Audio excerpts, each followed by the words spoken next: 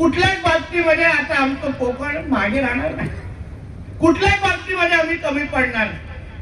अजून 4 वर्ष आहेत 2029 विधानसभा आणि लोकसभेला. प्रत्येक बाबतीमध्ये कोकण असेल सिंधुदुर्ग असेल याला अग्रेसर कसं ठेवायचं यासाठी आम्ही सगळेजण मैदानात.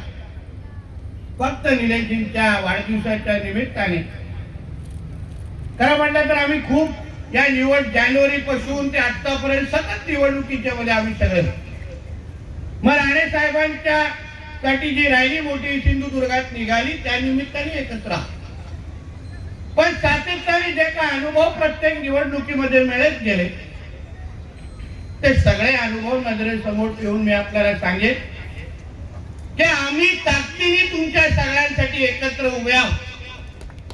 कोणीही आम्हाला हलवू शकत नाही आणि विरोधक तर आमच्या समोर टिकवू शकत नाही अशी परिस्थिती आज सिंधुदुर्गाची आहे.